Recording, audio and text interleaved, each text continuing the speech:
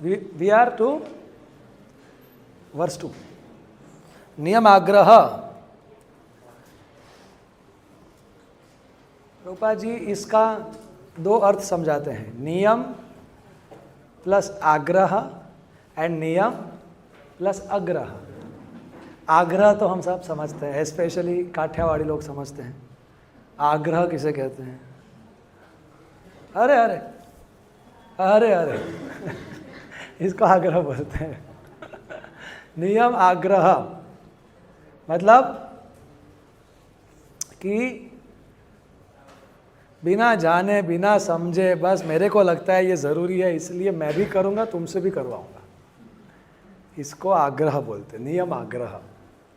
एक बार ये शास्त्र में एक कथा आती है कि एक मंदिर में एक बहुत ही बूढ़े पुजारी थे कि जो सीताराम जी का पूजा करते थे, और फिर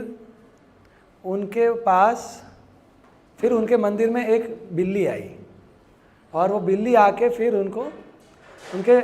वो मंदिर में ही रहती थी। तो ये भगवान को भोग लगाने के बाद वो बिल्ली को वो दूध पिलाते और वो खुद भी प्रसाद लेते। अब फिर वो बिल्ली कभी कभी जब भोग लग रहा होता था तो वो अंदर जाके वो खा लेती, पी लेती। तो जब भी भोग लगाते पुजारी तो वो बिल्ली को पेड़ से बांध देते, और जब भोग लग जाता तो फिर से बिल्ली को खोल देते। अब वो पुजारी भगवत धाम चले गए। फिर उनके बेटे आए, तो उनके बेटे ने सबको बोला थी कि देखो एक नियम है,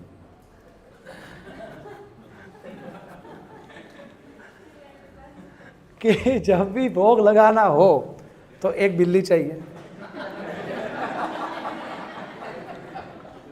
और वो बिल्ली को आपको खुली नहीं पेड़ से बांधना है, और फिर भोग लगाना है तो भगवान भोग ग्रहण करते हैं। ये नियम है। और अब फिर कुछ टाइम के बाद वो बिल्ली भी मर गई, तो अब भगवान भोग नहीं लेंगे, दूसरी बिल्ली लाओ, क्योंकि ये तो नियम है। और फिर जो दूसरी बिल्ली आई वो थोड़ी परेशान करने वाले आई। तो अब ये जो बेटा था पुजारी का, वो सोचने लगा कि यार कैसा नियम बनाया पिताजी ने, कि मतलब पिताजी ये बिल्ली का क्या ज़रूरत था भोग लगाने। और फिर वो इस तरीके से सोचने लगा। फिर उसे छोड़ो यार, भगवान तो भोग लेंगे ही ना, या बिल्ली का क्या, छोड़ो ये सब छोड़ो। तो इससे हम नियम आग्रह का फिलॉसफी समझ सकते हैं। नियम आग्रह मतलब क्या? भाव या उद्देश्य को जाने बगैर कि वो नियम क्यों बना है, और केवल वो नियम को से अगर हम आसक्त हैं तो ये हमारे भक्ति के लिए हानिकारक है। बिना उद्देश्य, बिना उसका क्या भाव है, उसके पीछे क्या सिद्धांत है, ये समझ के अगर हम केवल नियम पालन कर रहे हैं तो वो भक्ति में हानिकारक है। हरि हरि। और क्यों ऐसा? क्योंकि आगे जाके मन बोल देगा छोड़ने यार, बाहर लागे से। और इसकी वजह से क्या होता है कि फिर हम वही नियम दूसरे के ऊपर थोप देते हैं, और हम दूसरे के प्रति जजमेंटल हो जाते हैं। ये नहीं कर रहे हो पतित, जो તમારા પ્રભુજી શું કરે છે? और इसकी वजह तो मतलब जजमेंटल होते हैं कि आप ये क्यों नहीं कर रहे, थोपते हैं कि आपको तो ये करना ही चाहिए, क्योंकि हमको ही नहीं पता कि इसको क्यों करना चाहिए। इसको कहते हैं नियम आग्रह। और नियम आग्रह मतलब अगर थोड़ा बहुत मुश्किल लगा तो छोड़ दिया उसको। तो पहले हम नियम आग्रह के ऊपर हम चर्चा करते हैं। सो नियम प्लस आग्रह, तो ये हम पूरे नियम आग्रह को एक एग्जाम्पल से समझ सकते हैं कि वो श्लोक निकाले ना, स्मर्तव्य सततम Vishnu. Rules are like roads and principles are like compass. जो नियम है वो रास्ते की तरह है, और जो सिद्धांत है वो लक्ष्य जैसा है। अगर हम यहाँ से फॉर एग्जांपल देवप्रयाग जा रहे हैं, तो अगर हम देवप्रयाग जा रहे हैं तो हरिद्वार से ऊपर ऐसे ऐसे ऐसे ऐसे ऐसे ऐसे जाना पड़ेगा, पहाड़ी के आसपास जाना है देवप्रयाग। हम कुछ स्पेशल यात्रा करेंगे, भक्ति शास्त्री बैच स्पेशल यात्रा। उसमें फर्स्ट ऑप्शन ये देवप्रयाग है, लेकिन सोचेंगे किधर जाएंगे। तो देवप्रयाग में अब मान लीजिए कि अगर कोई लैंडस्लाइड आ गया, क्या कहते हैं उसको? ध्युस्थल, भूस्थली, भूखलन। ओके ओके, मतलब कि कुछ बीच में आ गया, अवरोध। बस बस, हमें फोकस करो। अवरोध नहीं। तो अगर कुछ अवरोध आ गया तो हम सोचे कि नहीं, इसी रास्ते से जाऊं, और अगर मेरा पूरा जीवन निकल जाएगा तो भी इधर खड़ा रहूंगा मैं, लेकिन रास्ता नहीं छोड़ूंगा। तो क्या ये समझदारी है? भाई थोड़ा डिटूर ले लो। You may have to even go cross country, मतलब आपको पीछे जाना पड़े 40-50 किलोमीटर, और फिर अलग शहर में जाके फिर आपको जाना पड़े। लेकिन अगर आप वैसे तो ये जो रास्ते बनाए गए हैं वो वैसे लक्ष्य तक पहुंचने के बेस्ट तरीके हैं। लेकिन अगर कभी कभी वो अवरोध आ जाए, then we have to take a diversion. लेकिन डाइवर्जन लेते वक्त डेस्टिनेशन को याद रखना है, वरना हरि बोल, देवप्रयाग की जगह पे कहाँ पहुँचेंगे हम? मायापुर पहुँचेंगे। लेकिन भक्ति में कैसा होता है कि देवप्रयाग मायापुर नहीं पहुँचेंगे, कहीं और पहुँचेंगे हम। हाँ, तो ये है श्लोक, ये हमने देखा था पहले। स्मर्तव्य सततम विष्णुर विस्मर्तव्यो न जातुचित। ये प्रिंसिपल है, ये हमारा लक्ष्य है, हमेशा कृष्ण को याद रखना और कभी कृष्ण को भूलना नहीं। ये मूल सिद्धांत है। और इसके बाद जो भी सिद्धांत है, जो भी नियम है, सर्व विधि निषेधाशूर, सब विधि क्या करना है, सब निषेध क्या नहीं करना है, एतयोरेव किंकरः, वो इसको पूर्ति करने के लिए है। सर मैं जैसे हमको प्रभुपाद जी ने क्या नियम दिया, 16 माला का जप करना है। क्यों? स्मर्तव्य सततम विष्णु और विस्मर्तव्यो न जातुचित, ये करने के लिए। हमको बोला कि हर रोज गीता पढ़ो, क्लास सुनो। क्यों? इसके लिए। शास्त्र और ये 4 नियम का पालन मत करो, सॉरी मतलब 4 नियम मत तोड़ो, 4 नियम का पालन करो। क्यों? ताकि हम कृष्ण को हमेशा स्मरण रख पाए, हम कभी कृष्ण को भूले नहीं।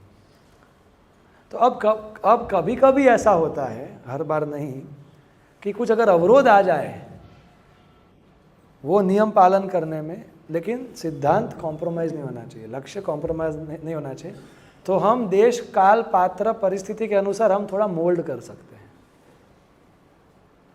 तो उसमें नियम आग्रह करने का ज़रूरत नहीं है, वरना पूरी ज़िंदगी उधर ही स्टक हो जाएंगे। एग्जाम्पल, अगर किसी का गला खराब है, हमारे कुछ दिनों पहले हमारे धर्म से तो गौर बाबू का गला बैठ गया, तो मेरे रूम में आए तो मैं बोला कुछ बोलो, तो बोले क्या बोले प्रभु जी, गया ये तो फिर मैंने पूछा माला कैसे कर दे, तो बोले मन में करूँ माला।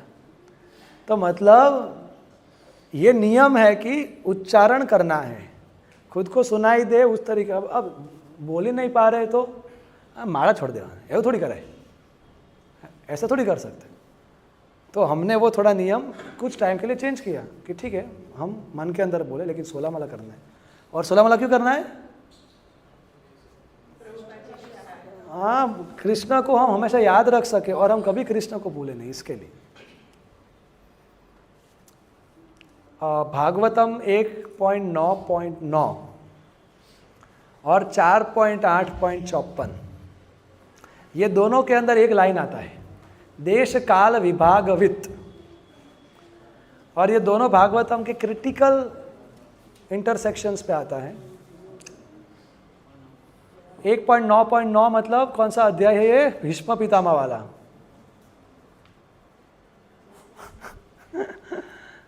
इसके अंदर सभी जब ऋषिगण आए, भीष्म पितामह तो बाणों की शैया पे थे, तो भीष्म पितामह धर्म के धर्मज्ञ थे। उनको पता था कि भाई सब जब साधु संत आते हैं तो हमें प्रणाम करना चाहिए। अब वो है बाणों की शैया पे, तो प्रणाम करना, सम्मान देना, ये सिद्धांत है। और नियम क्या है? पंचांग। अब कहाँ भीष्म पितामह पंचांग प्रणाम करेंगे या दंडवत करेंगे? तो उन्होंने अपने मन से, क्योंकि देश काल विभागवित, देश काल के अनुसार वो वित्त, वो जानते थे, वो धर्मज्ञ थे कि कैसे इस सिद्धांत को पालन करना है, इसलिए उन्होंने अपने मन से प्रणाम किया। 4854 ध्रुव महाराज को भी जब नारद मुनि ने बोला कि आपको जंगल में कैसे तपस्या करना है, उसमें विग्रह की पूजा करने को बोला, तो उसमें भी वो शब्द आता है देश काल विभागवित, कि ऐसा नहीं कि ध्रुव महाराज ने बोला ठीक है मैं विग्रह का ऑर्डर देता हूँ, जब तक ना आए तब तक घर जाके आता हूँ। नो, देश काल विभागवित, according to time place circumstances उन्होंने इम्प्रोवाइज किया। उन्होंने मिट्टी से ही भगवान के विग्रह बनाए और फिर उनकी पूजा की। देखो इसमें है ना देश काल विभागवित।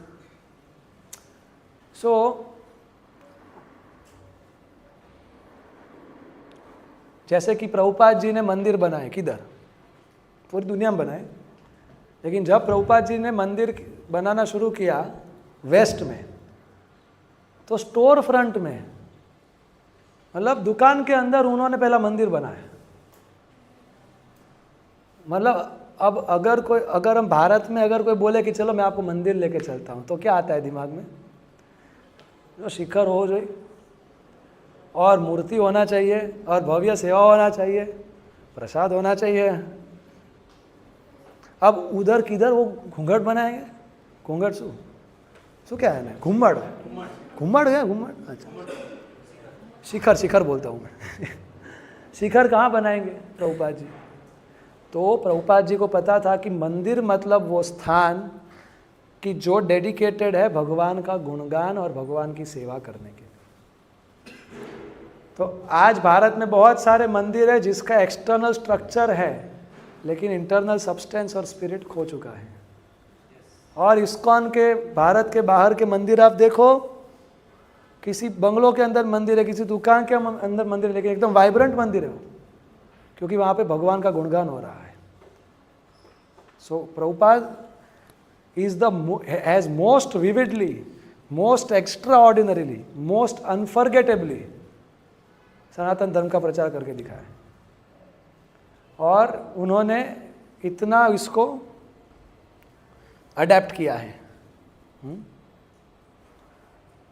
According to time place circumstances. और कुछ भारत के बहुत सारे अच्छे ब्राह्मण हैं, लेकिन कुछ ऐसे भी कथाकथित कास्ट ब्राह्मण्स हैं कि जो जन्म से ब्राह्मण है और वो महान साधु संत की जिनका जन्म उच्च कुल में नहीं हुआ है, लेकिन जिनके अंदर इतना भक्ति है और दूसरों को भक्ति देने का इतना क्षमता है कि इसलिए उनको महान संत माना जाते हैं, उनका वो सम्मान नहीं कर पाते। दिस इज नियम आग्रह। एंड इसीलिए हमारे भक्ति के ट्रेडिशन में महान साधु संतों को परसिक्यूशन फेस करना पड़ा।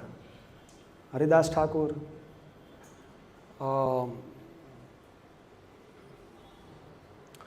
अद्वैत आचार्य ने उनको बुलाया सबसे पहले श्राद्ध भोजन के लिए। हरिदास ठाकुर बोले बाकी सब ब्राह्मण आपके बारे में आपको भला बुरा बोलेंगे। बोले वो बोलना है बोलने तो मेरे को पता है कि what is principle and what is detail. Principle can not be changed, detail is flexible. तो अगर आपको खिलाऊंगा तो मैं लाखों ब्राह्मणों को खिला रहा हूँ।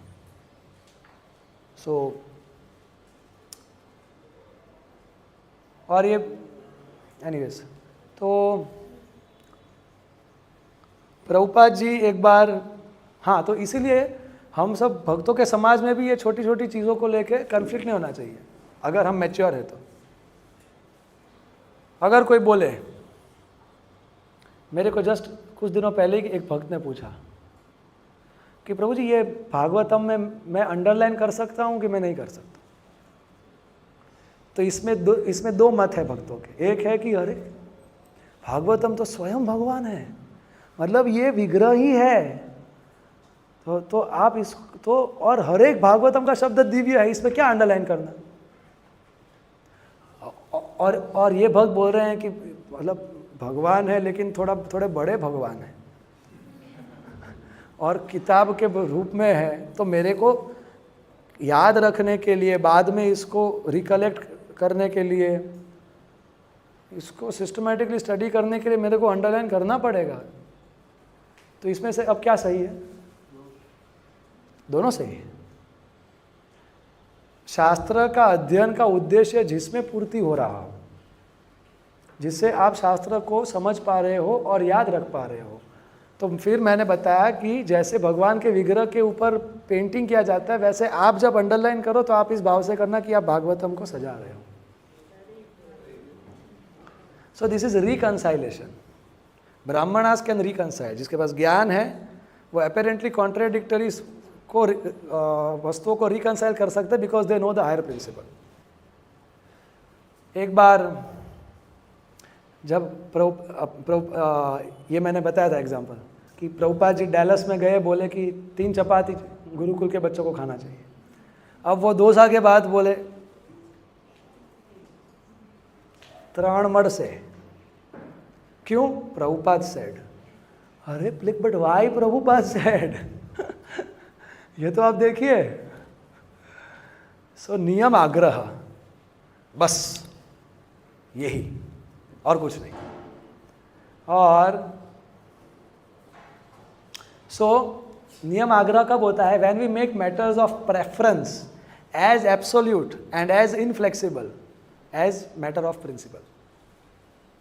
मतलब कि जब जो व्यक्ति में जिस वस्तुओं में परिवर्तन किया जा सकता है उसको हम बोल दे कि इसमें परिवर्तन नहीं हो सकता, तो we become fanatic.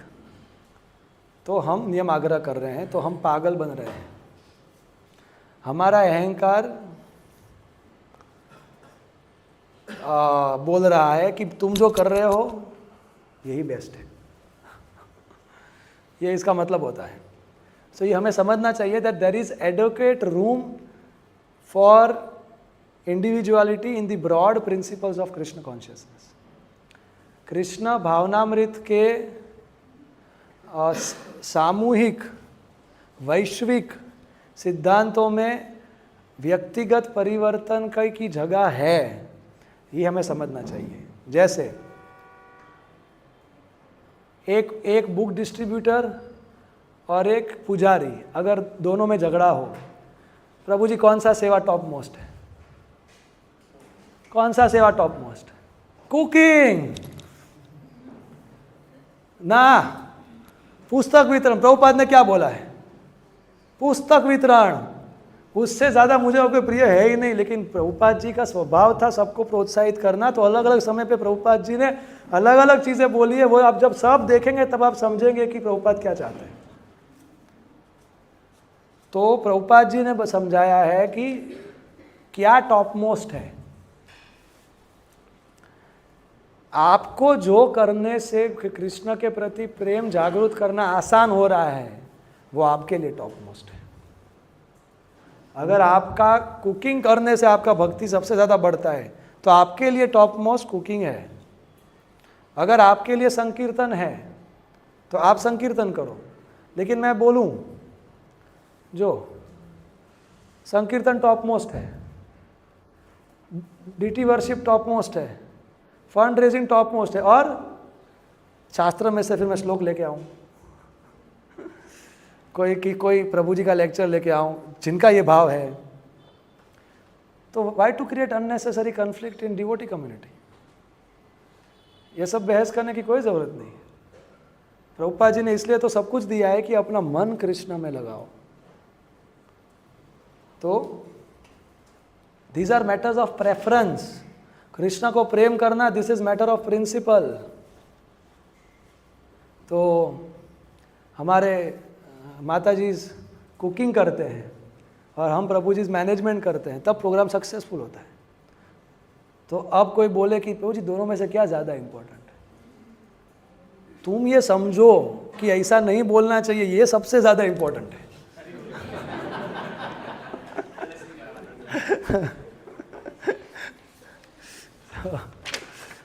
So, every tradition has a core and a periphery. कोई भी संप्रदाय को अगर आपको वंशों वंश आगे बढ़ाना है, हजारों साल आगे जिंदा रखना है, तो कुछ चीज़ें हैं कि जो कभी नहीं बदलनी चाहिए और कुछ चीज़ें हैं जो बदलनी ही चाहिए। तो प्रभुपाद जी ने बताया कि जो मेरे गुरु महाराज ने मेरे को बोला वो मैंने कभी चेंज ही नहीं किया। But Prabhupada ji has really done many changes. So Prabhupada has change the detail, not the essence. Bhakti Siddhanta Saraswati Maharaj pant shirt पहन के गाड़ी में बैठ के राधा कुंड पे जाके लेक्चर देते थे उनके टाइम में, और प्रभुपाद जी धोती कुर्ता पहन के अमेरिका गए, और प्रभुपाद जी बोल रहे हैं कि मैं अपने गुरु महाराज को फॉलो करता हूँ। तो करते हैं फॉलो, क्योंकि तब भक्ति सिद्धांत महाराज के टाइम पे अगर वो नॉर्मल ड्रेस पहनते तो वो लोगों का अटेंशन और रिस्पेक्ट कमांड नहीं कर पाते। तो तब जिससे लोग आकर्षित होके आके उनको सम्मान दे के सुनते, ऐसा भक्ति सिद्धांत महाराज ने एक्सटर्नल्स को एक्सेप्ट किया। अब अगर प्रभुपाद जी उधर जाके पैंट शर्ट पहनते तो Prabhupada ji would just gel with the people there, common हो जाता। तो इसलिए उन्होंने धोती कुर्ता पहना, ताकि सबको लगे अरे ये क्या कुछ नया है? चलो कुछ जाके समझते हैं। तो क्या इसमें कुछ अंतर है भी और नहीं भी। There is no difference in the essence, in the principle. उद्देश्य में अंतर नहीं है, हाँ, लेकिन डिटेल्स में अंतर हो सकता है। जैसे अभी हम हमारा ये BGFC प्रोग्राम करते हैं, भगवत गीता 6 सेशन, उसमें हम कहाँ गीता पढ़ाते हैं? गीता तो भक्ति शास्त्र में पढ़ा जाता है, उसमें तो उसको गीता पढ़ने का तैयारी करवाया जाता है। भगवान है, कर्म होता है और आध्यात्मिक जगत होता है, तुम आत्मा हो। अब कृष्ण ने अर्जुन को भगवत गीता के क्लास में ये सब बोला क्या? थोड़ा बहुत पॉइंट टच किया, बाकी तो सीधा मेन बात पे आए। और अभी के लोगों, अभी का तो ऐसा सोशियो कल्चरल एटमॉस्फेयर है कि ये सब टॉपिक्स लेना पड़ता है। So this are the details, but principle is कि उसको भक्त बनाना है। तो ऑफकोर्स हम गीता का समरी देते हैं, लेकिन सिस्टमेटिक जब हम भक्ति शास्त्र में भगवत गीता पढ़ते हैं तब समझते हैं कि यार हाँ तो वो तो खबर ना थी। So there should not be नियम आग्रह।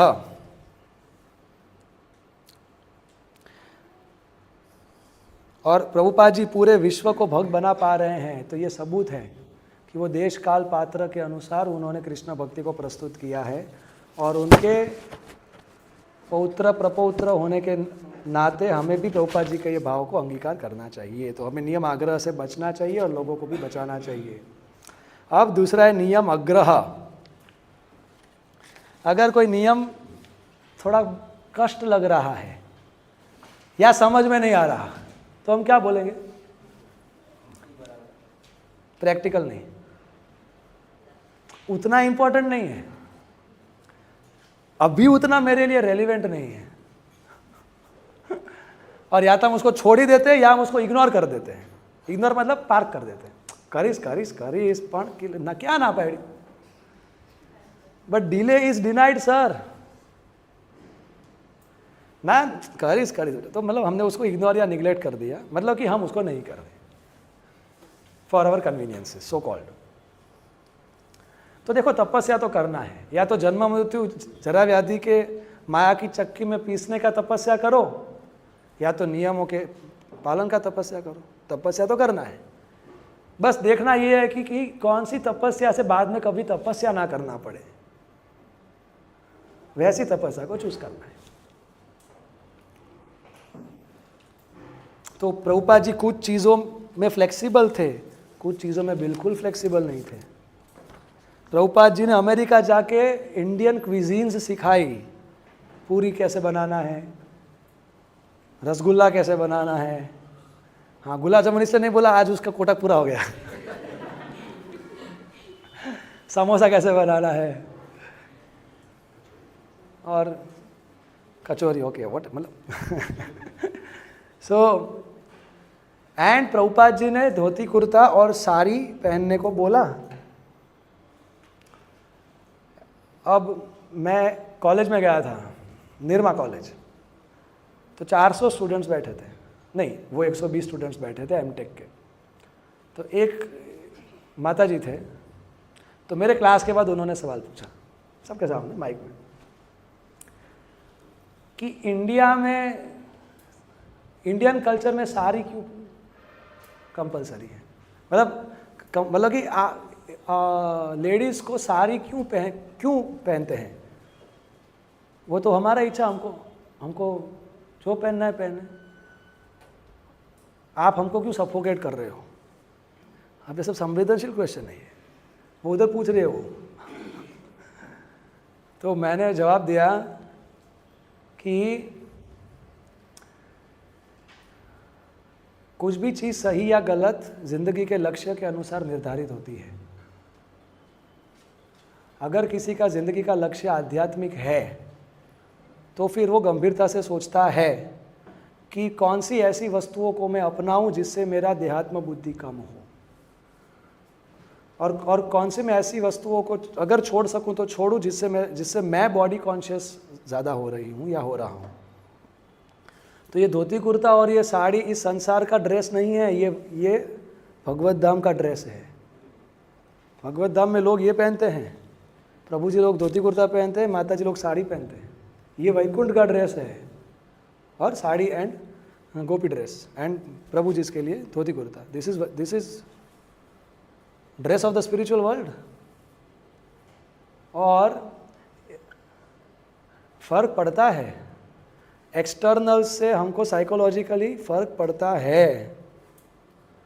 अगर मैं ऐसे आराम से टेबल पे ऊपर 2 पैर रख के मैं बोलूं कि मेरे को बहुत विनम्र महसूस हो रहा है आज, तो या तो मैं पाखंड कर रहा हूं, या तो जो कुछ विनम्रता होगा वो भी उड़ जाएगा उसमें। सो जैसे एक्सटर्नल पोस्चर इंटरनल मूड को अफेक्ट करता है, वैसे एक्सटर्नल ड्रेस भी इंटरनल मूड को अफेक्ट करता है, आपके भी और दूसरों के भी। तो फिर उसने पूछा कि साड़ी भी चेस्ट ड्रेस कहाँ है, साड़ी में भी तो पेट का पार्ट दिखता है लेडीज़ का।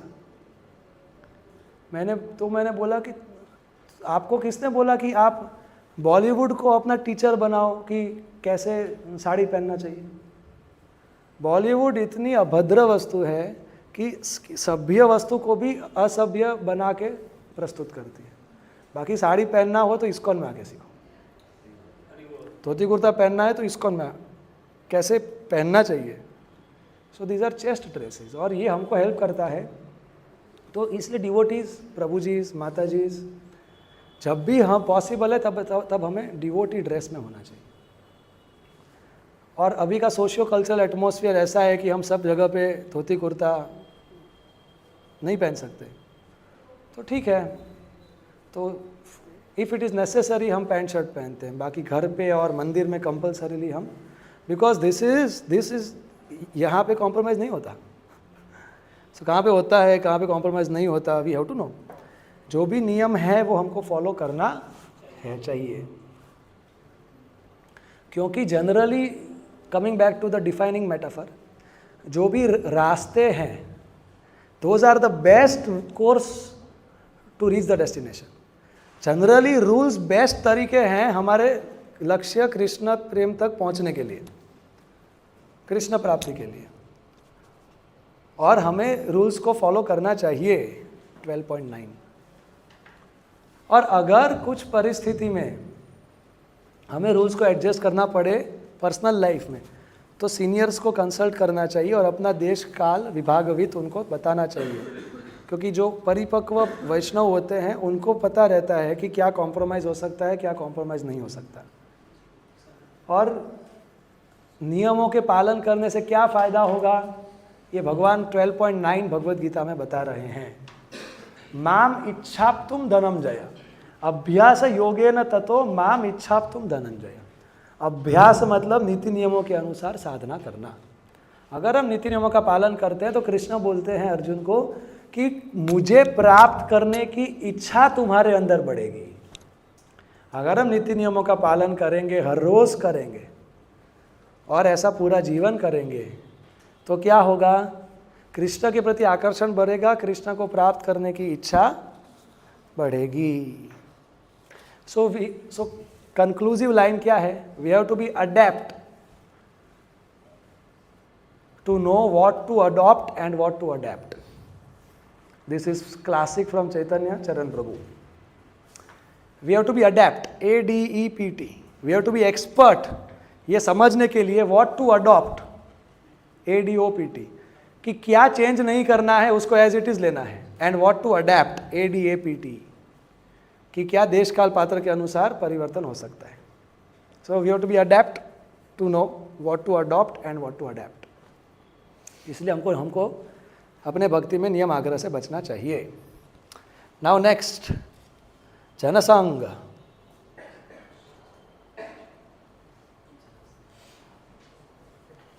जनसंग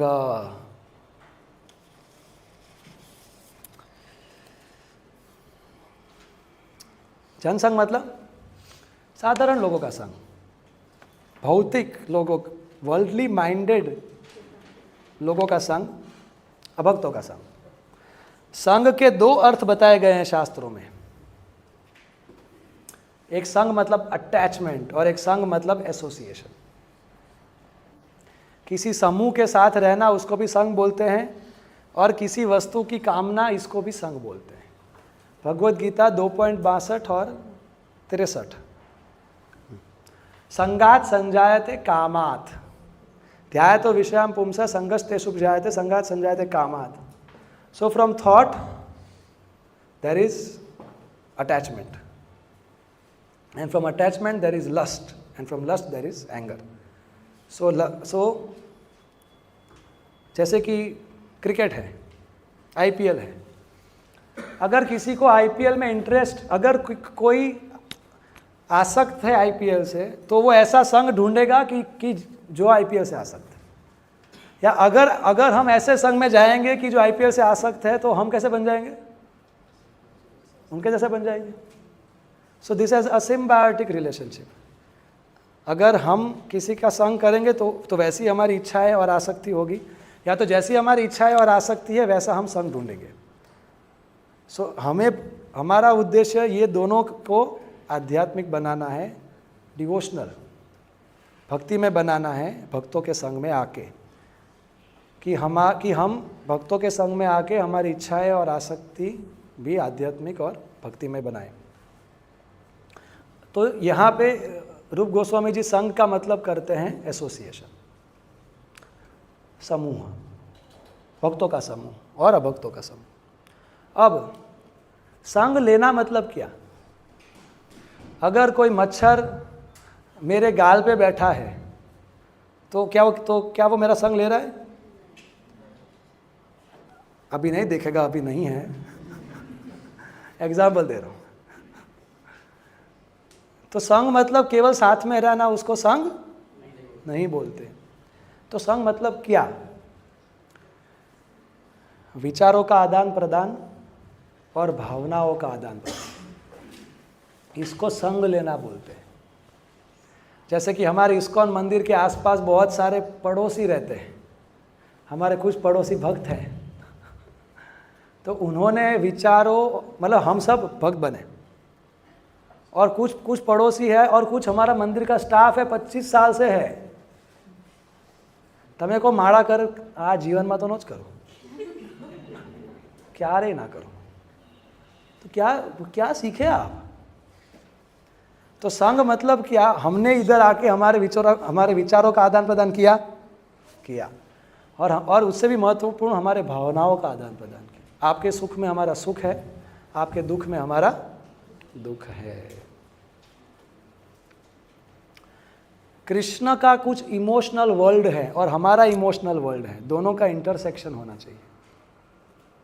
ऐसा नहीं कि ठीक है कृष्ण और उनके भक्तों का अपना दुनिया है और मेरा अपना दुनिया है, तो इसको संग नहीं बोलते।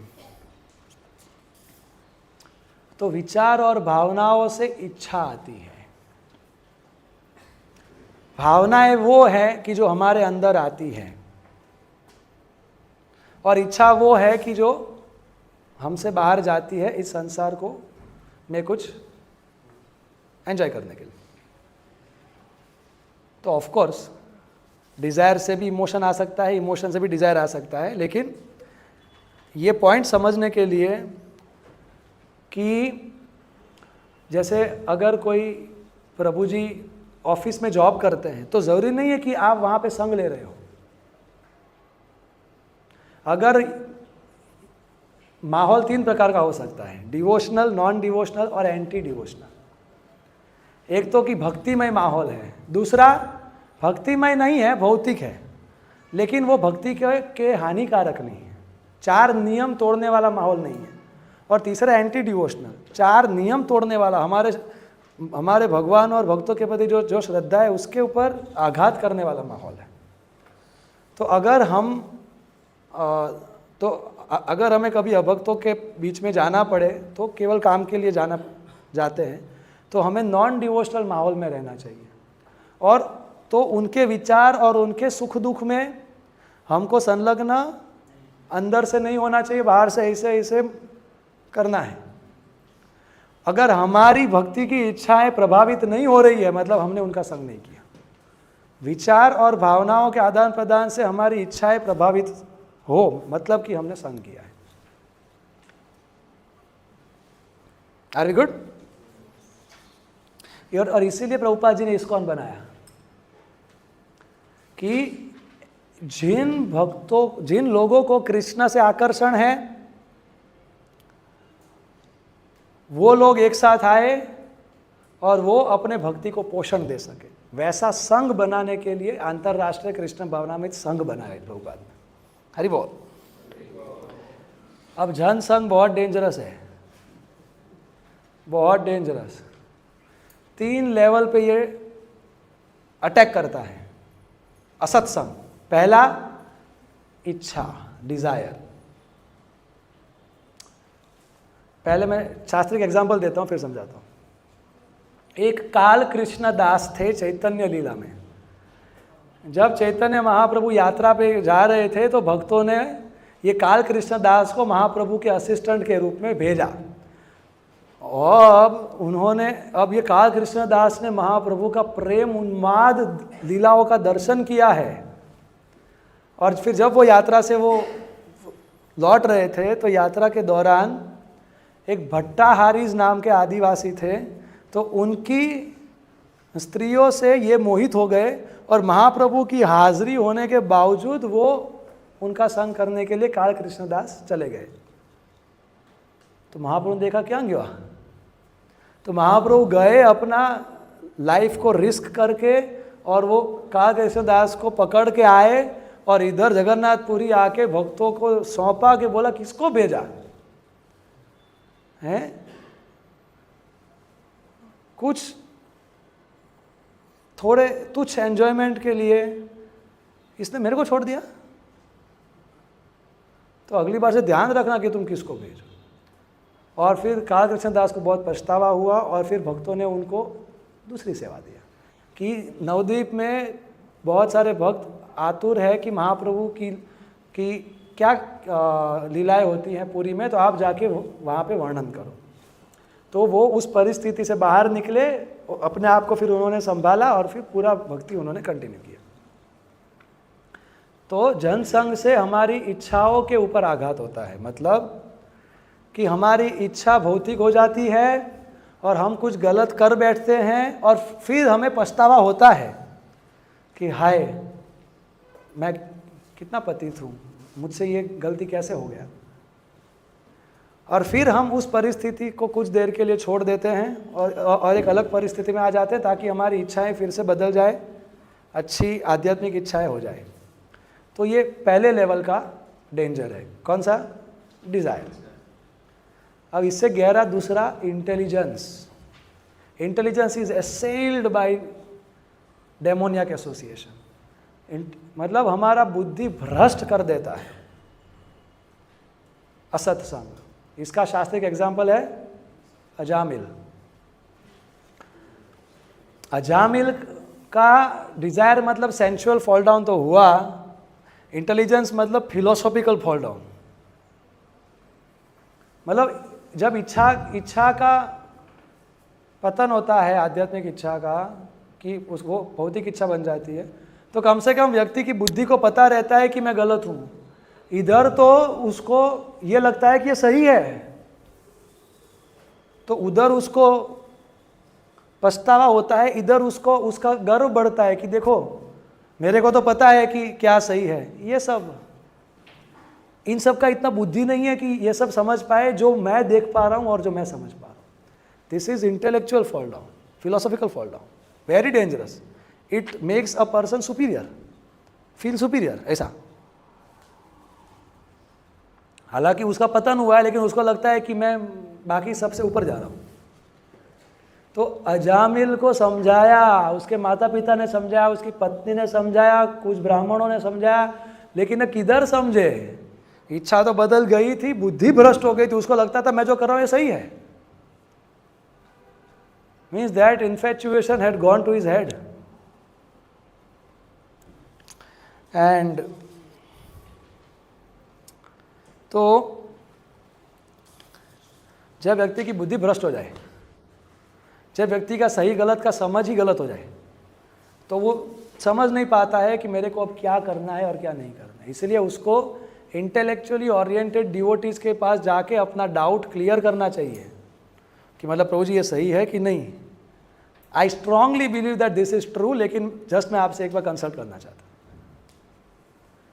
तो अगर कुछ भी डाउट आता है, कुछ नास्तिक लोग, कुछ अभक्त लोग डाल देते हैं दिमाग में, तो वो अंदर नहीं रखना है। वो डाउट फिर हमको अंदर से हमारी बुद्धि को और हमारी श्रद्धा को खाता है।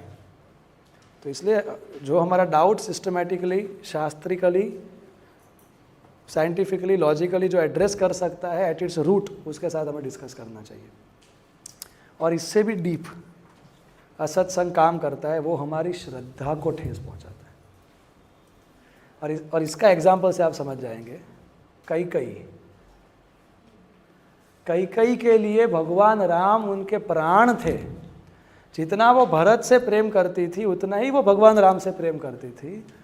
और जैसे ही मंथरा ने आके बोला कि कल राम का राज्य अभिषेक होगा, तो अपना हार तुरंत मंथरा को दिया और बोला कि मैं बहुत खुश हूँ। तो मंथरा ने हार पटक दिया और तोड़ दिया और बोला कि मूर्ख स्त्री हो तुम। और फिर पॉइजन फीडिंग सेशन शुरू हुआ। ऐसा लेक्चर जिसमें जहर डाला और वो जहर सीधा कैकेयी के कान से होते हुए उनके दिमाग में प्रोसेस होते होते सीधा उनके दिल में घुस गया। और उनको भगवान राम अपने सबसे बड़े शत्रु लगने लगे। अरे पति मर गए तो भी नहीं मानी। क्यों? अरे समझाया ना, दशरथ महाराज ने समझाया, वशिष्ठ जी ने समझाया, सबने समझाया, लेकिन ऐसा नहीं था कि उनकी बुद्धि नष्ट हुई थी। She lost her faith. उनकी श्रद्धा ही नहीं बची थी। अब आप कितना भी सही बोल लो उसको। फिर क्या हुआ?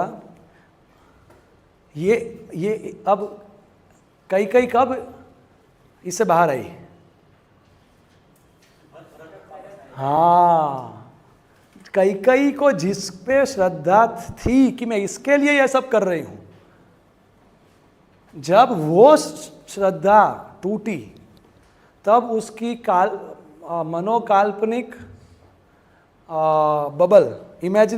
बबल ऑफ इमेजिनेटिव फैंटेसीज, एक अपने काल्पनातिक क्या कहते हैं उसको, बबल परपोटो, कल्पना का जो परपोटा बनाया था कई जी ने, वो जब भरत महाराज ने बोला कि आप मेरी माँ नहीं हो, अगर आप मेरी माँ नहीं होती तो मैं आपको अब भी मार देता,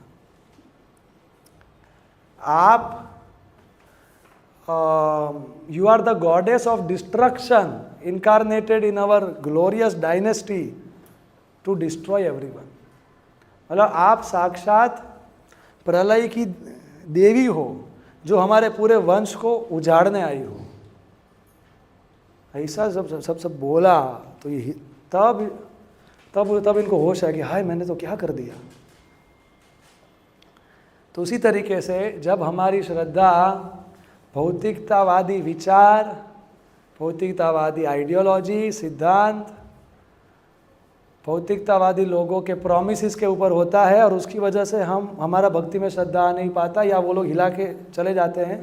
फिर जब इधर कुछ मिलेगा नहीं, कष्ट के अलावा, धोखे के अलावा, छलावे के अलावा, तब हम हिलेंगे, कह यार ये तो साधु संत सही बात बोल रहे थे, गीता भागवत सही बात बोल रहा था, लेकिन तब इतना फिर टाइम वेस्ट हो जाता है और बहुत सारा नुकसान हो जाता है। इसलिए अभी के टाइम पे श्रद्धा के ऊपर इंटरनेट करने वाले लोग इंटरनेट पे बहुत एक्टिव हैं, अलग अलग वीडियो बनाएंगे। अब उनके पास परस्परानुकथनम का टाइम नहीं है, उनके पास भागवतम क्लास करने का टाइम ही नहीं है।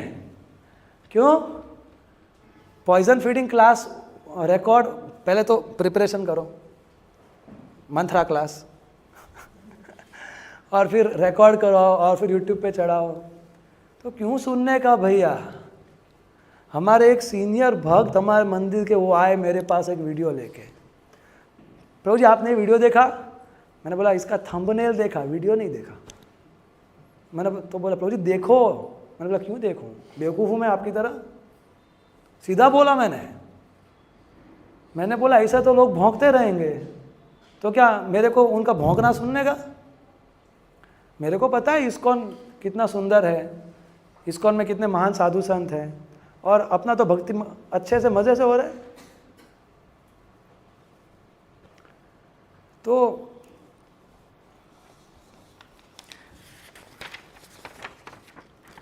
इसलिए we have to be very careful as to what we are exposing our selves to.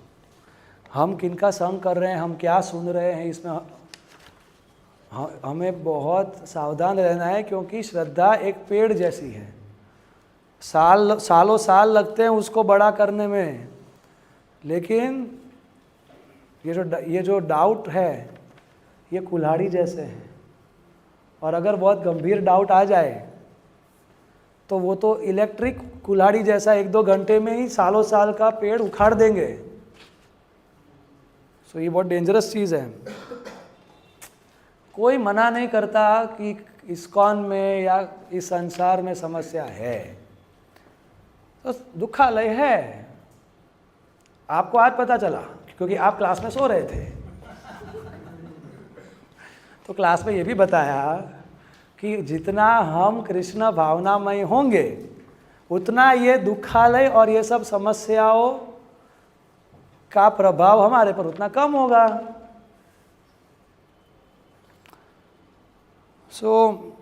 हमें ये समझना है कि एक संस्था क्या होती है, एक संस्था क्या होती है।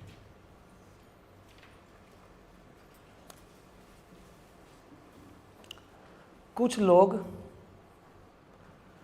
जिनको एक ही लक्ष्य प्राप्त करना है और उसके लिए वो सभी लोग एक विधि और कुछ सिद्धांतों को अपनाना चाहते हैं, तो वो लोगों के समूह को फैसिलिटी और सपोर्ट सिस्टम प्रोवाइड करने के लिए एक संस्था का निर्माण होता है।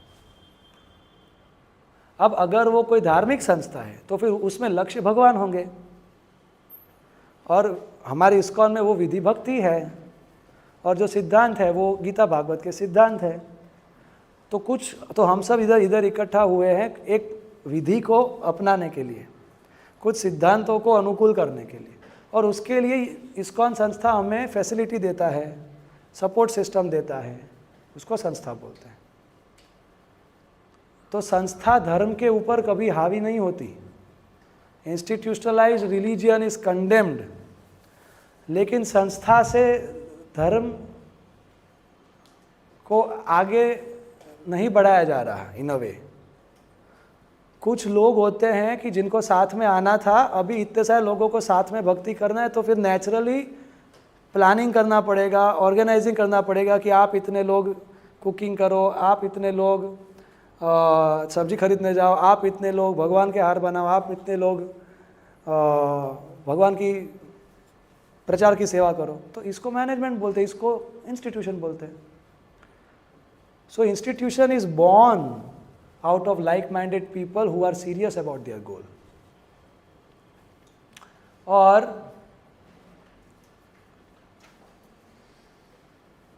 हमें ज़रूरत है संस्था की,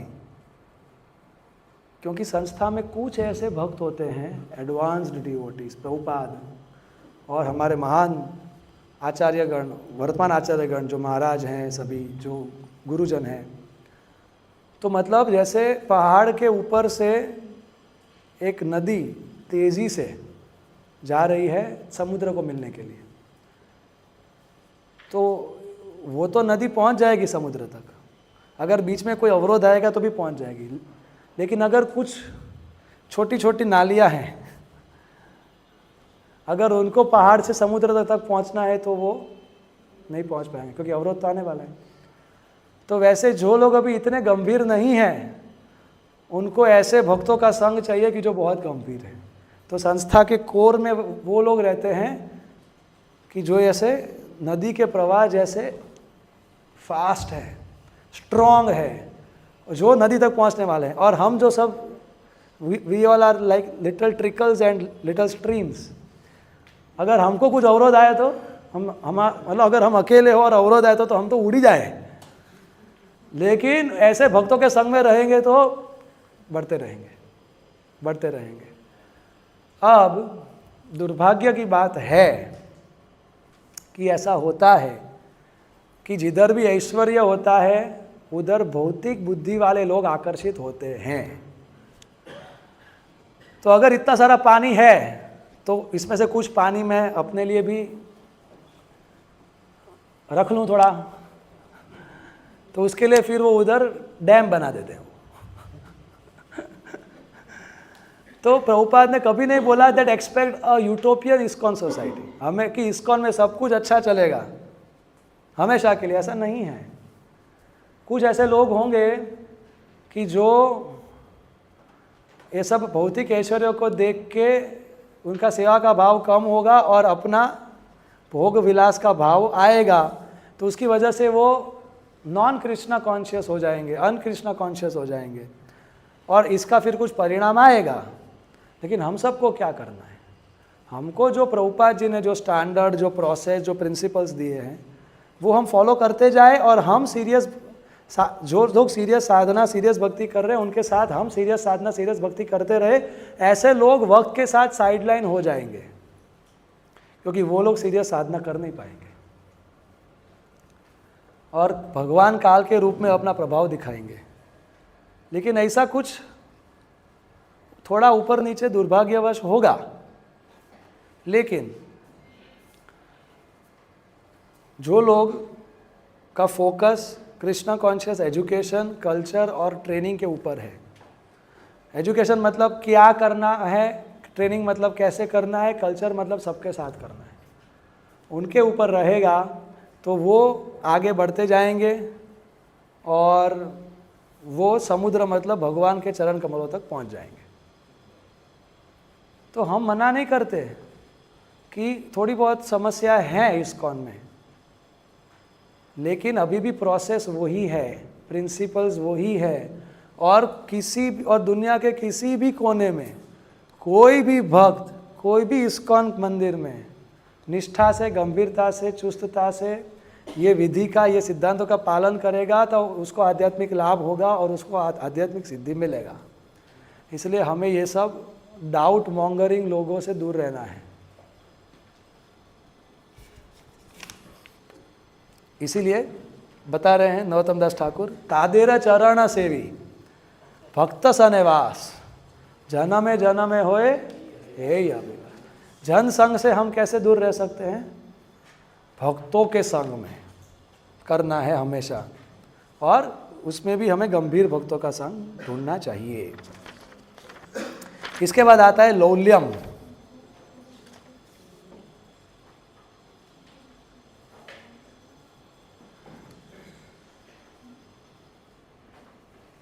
लौल्यम, लौल्यम मतलब हाँ, अब अत्याहार और लौल्यम में थोड़ा आपको समानता लगेगा।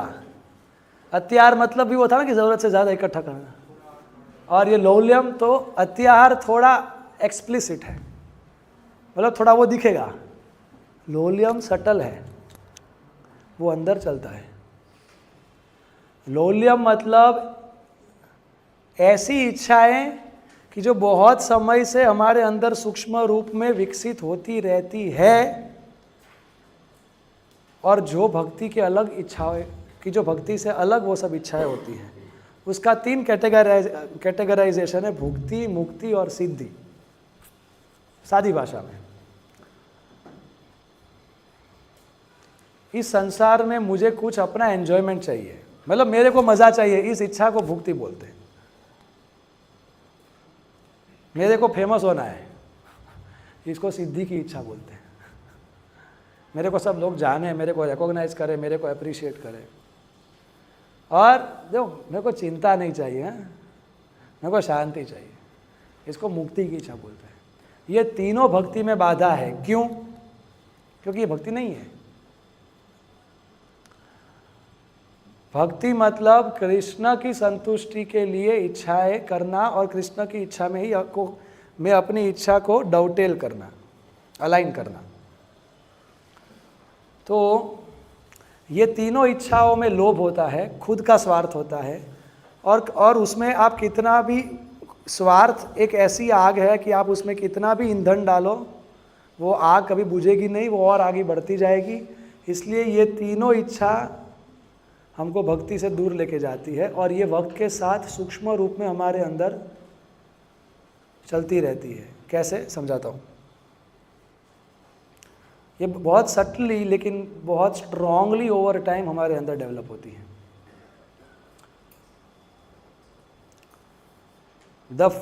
For sadhaka the first priority in life is to keep first priority the first priority.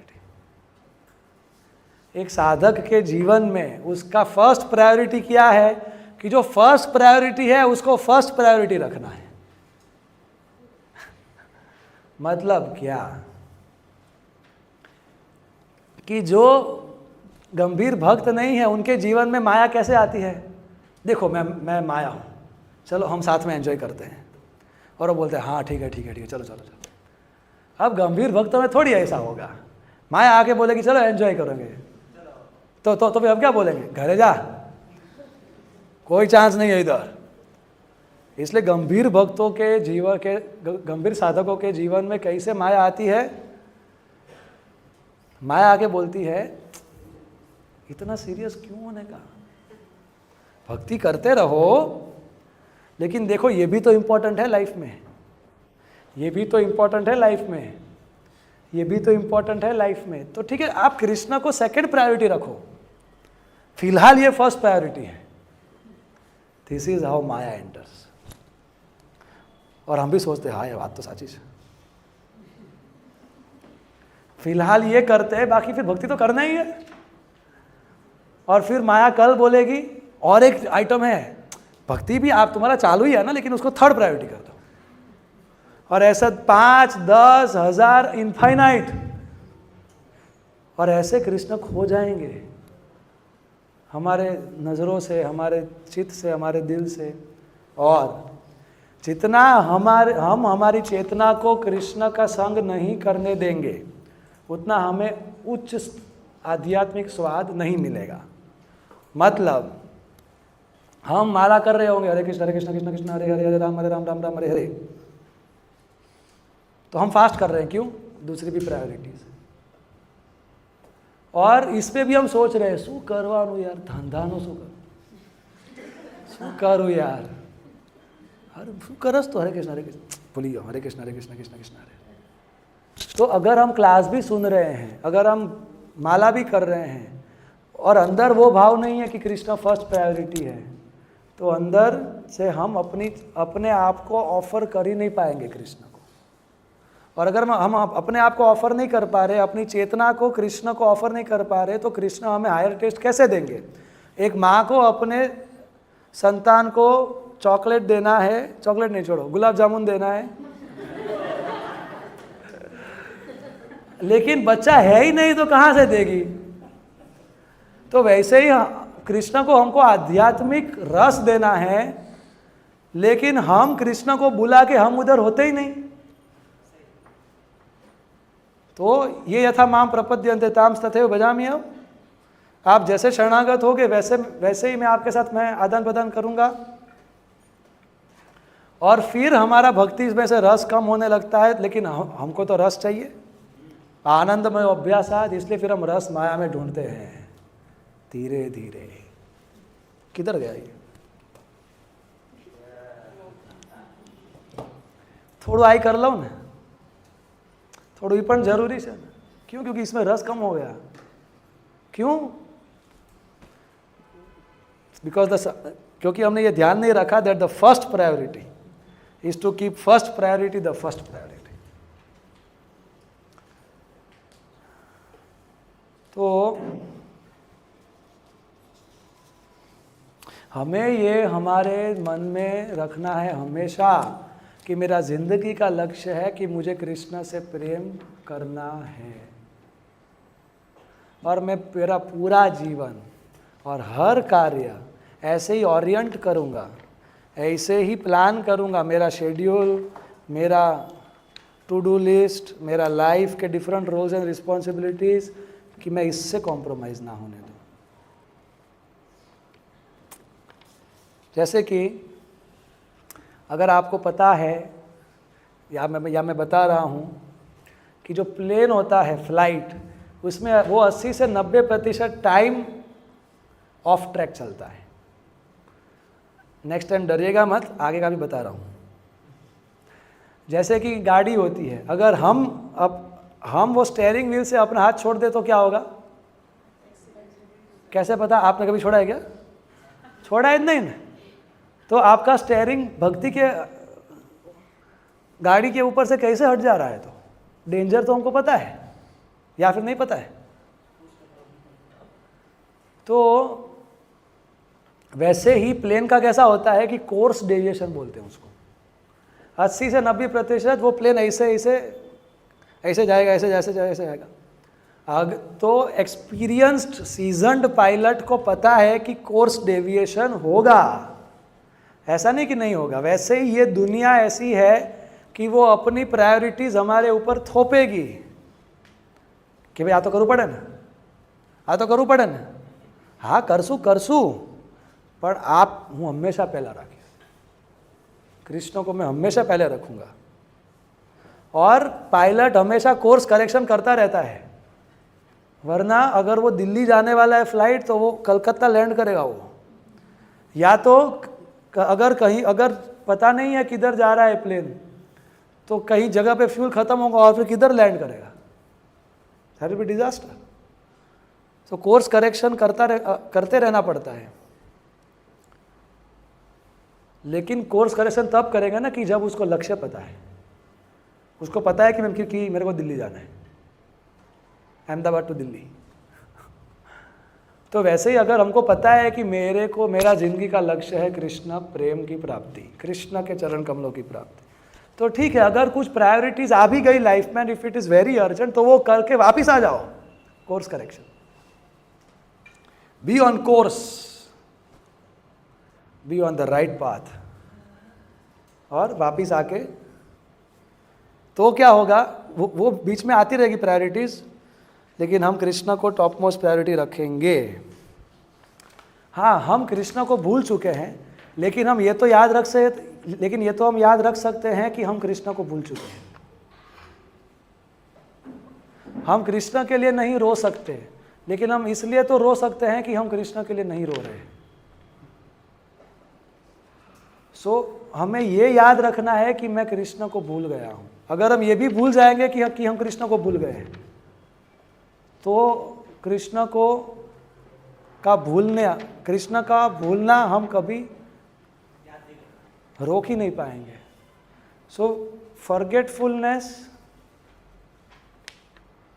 our forgetfulness can end by our resolution to end the forgetfulness of our forgetfulness.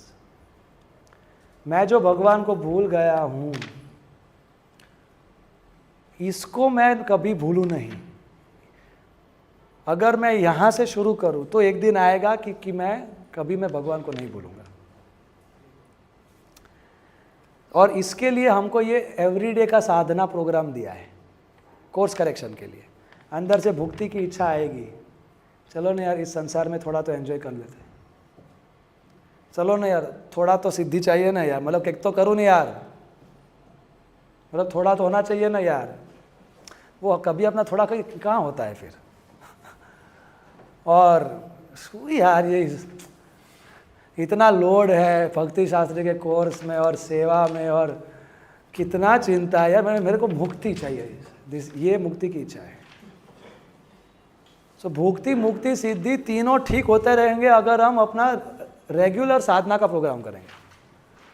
Everyday Mangla Aarti, everyday 16 माला का जप, everyday 1 घंटा प्रभुपाद जी का ग्रंथों का अध्ययन, everyday हमारे शिक्षा गुरु या उनके द्वारा दिए गए हुए लेक्चर्स, प्रिस्क्राइब लेक्चर्स का श्रवणम, शिक्षा गुरु, दीक्षा गुरु।